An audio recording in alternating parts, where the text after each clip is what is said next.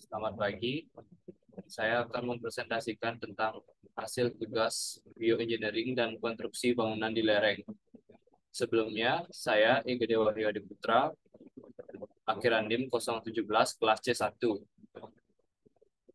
Next.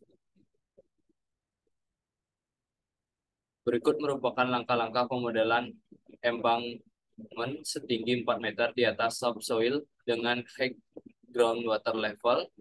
Di sini kita akan memodelkan vertical drain dan melakukan consolidation analysis dan safety analysis dengan menggunakan software Fluxys 3D. Untuk langkah pertama, setelah kita membuka aplikasi Fluxys 3D, akan muncul jendela project properties seperti gambar berikut. Next. Setelah itu pindah ke model. Di sini kita inputkan untuk kontur di mana X-min sama dengan 0,00 meter, X-max sama dengan 60 meter, Y-min sama dengan 0 meter, Y-max sama dengan 2 meter. Kemudian klik OK. Next. Selanjutnya, untuk mendefine sesuai layer atau lapisan, di sini kita menggunakan create borehole. Kemudian kita pilih titik koordinat sesuai dengan yang telah ditentukan. Selanjutnya, di sini dan akan muncul jendela baru atau modify soil layer. Di sini kita akan input untuk ketebalan soil layer dan lokasi muka airnya seperti gambar berikut. Next.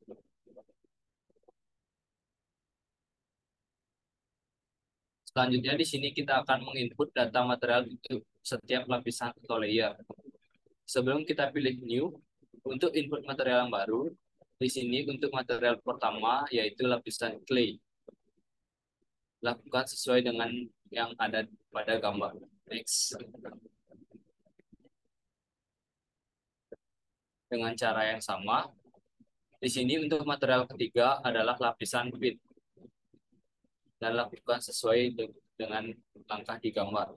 Next. Dan lapisan kedua yaitu lapisan sand. Next. Dan lapisan terakhir yaitu lapisan embankment. Next. Selanjutnya di sini kita akan menginput data material setiap lapisan atau layer. Untuk lapisan yang digunakan itu bit, clay, sand. Sesuai dengan gambar, kemudian klik OK.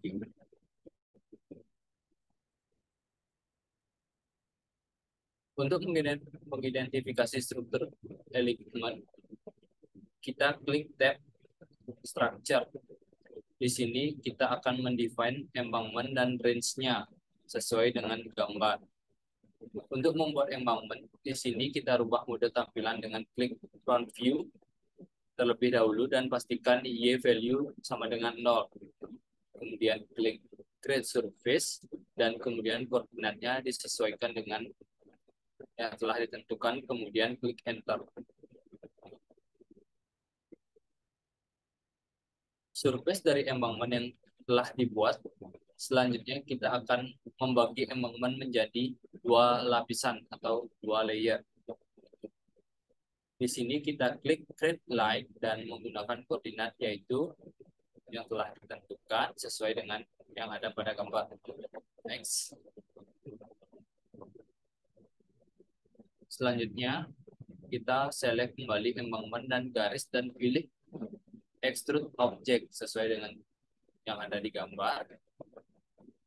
Lalu pada bagian extraction vector kita masukkan X sama dengan 0 meter, Y sama dengan 2 meter, dan Z sama dengan 0 meter. Dan pada extraction vector length kita masukkan 2 meter. Kemudian kita delete untuk surface dan garis bantunya. Selanjutnya kita select, kemudian kita klik kanan dan set material menjadi embankment. Next. Selanjutnya, untuk membuat VPD, Di sini kita pilih create hydraulic condition.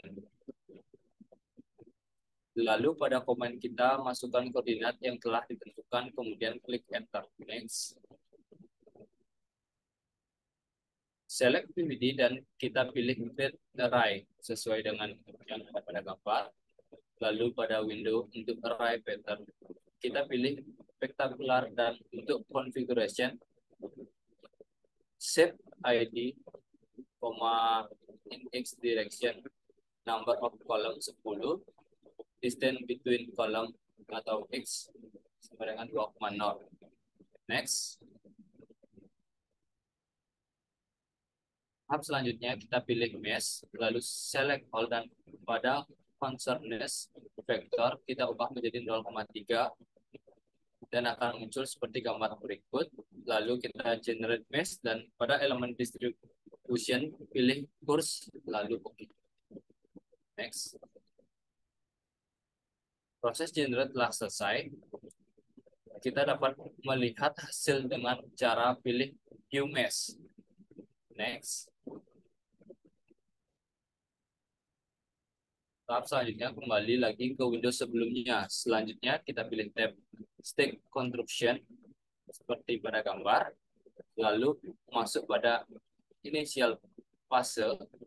Di sini kita pastikan untuk calculation type-nya adalah KO procedure dan for pressure calculation type adalah phreatic.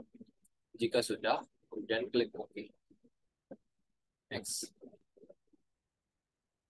Lalu kita pilih model Explorer dan sesuaikan sesuai data yang ada pada gambar. Kemudian kita pilih Add Fase. Di sini kita akan memodelkan consolidation proses without drain atau tanpa memodelkan PVD-nya. Next. Di sini kita mengaktifkan embankment pertama dengan cara klik kanan pada embankment lalu pilih aktif. Next. Setelah itu, kita tambahkan fase untuk mengkonsolidasi embankment pertama. Di sini, untuk ID-nya saya gunakan consolidation pertama embankment, yaitu time intervalnya 30 hari. Next.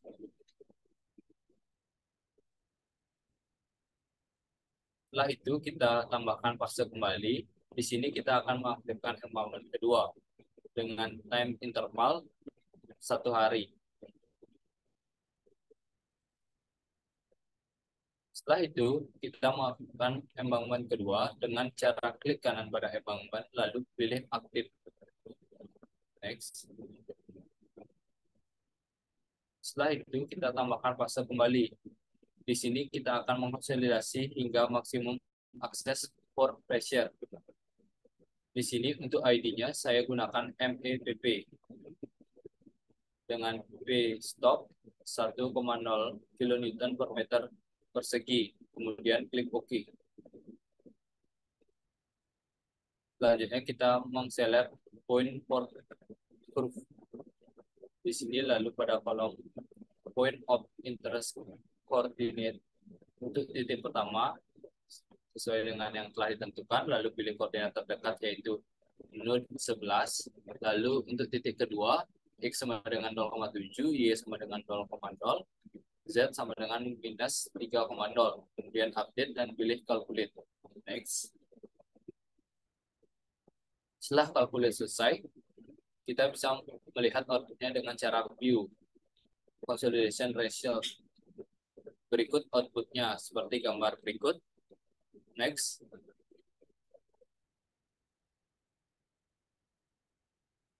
Kemudian kita bisa mengubah tampilan menjadi row seperti gambar di bawah. Next.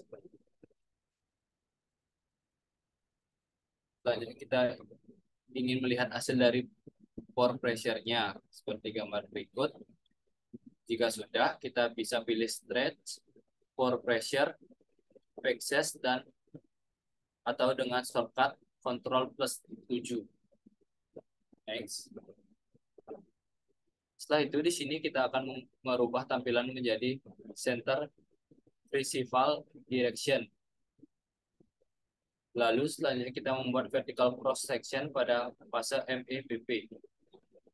Di sini untuk koordinat dari cross section point adalah seperti gambar berikut. Next. Berikut merupakan hasil dari contour line.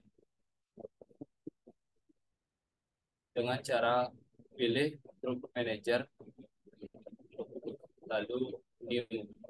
Next. Kemudian kita pilih setting, lalu kita pilih node atau diselect untuk initial fase. Next. Di sini kita akan mengecek nilai safety factor setiap tahap, kecuali pada initial fase. Di sini kita pilih embangan pertama, lalu pilih add fase. Di sini untuk ID-nya saya gunakan SF fase pertama. Consolidation type dan pilih reset replacement to 0. Selanjutnya lakukan hal yang sama untuk tahap atau fase 1 sampai fase 4.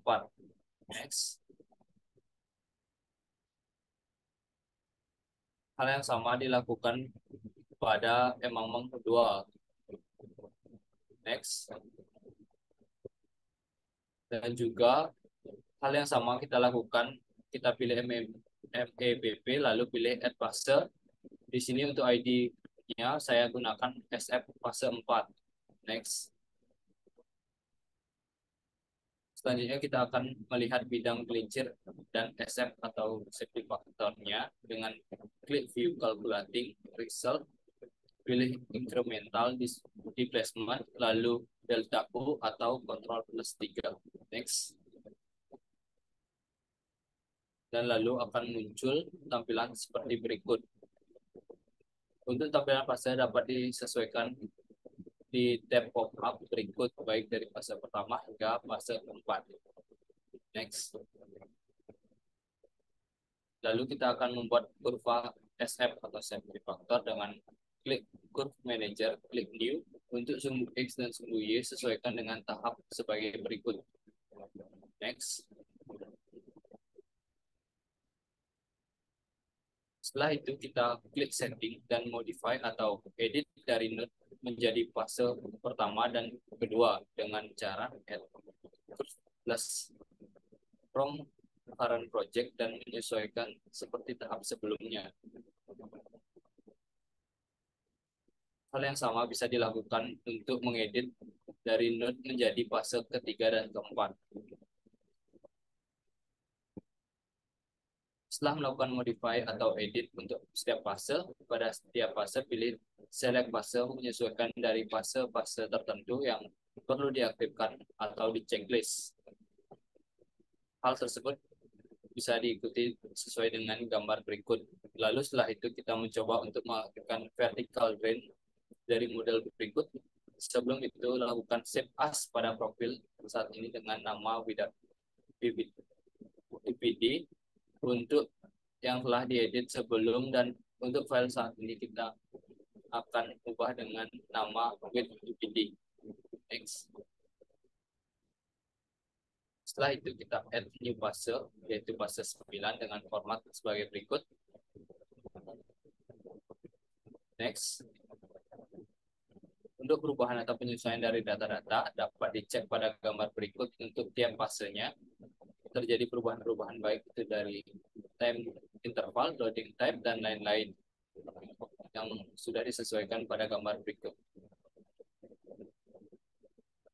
Uncheck untuk seluruh kalkulasi, lalu aktif VPD untuk setiap fase. Next. Jika sudah, lalu klik calculate, akan muncul tampilan sebagai berikut. Setelah itu pilih view calculate result, lalu selanjutnya kita membandingkan kurva atau grafik waktu dengan access dengan adanya VPD atau with VPD dan tanpa adanya VPD atau without VPD. Dapat disesuaikan dengan tahap sebagai berikut. Pada tahap ini Yang perlu diaktifkan hanya kalkulasi dari fase pertama hingga fase keempat. Next, akan muncul grafik atau kurva sebagai berikut. Sekian dari presentasi dari saya. Saya ucapkan terima kasih.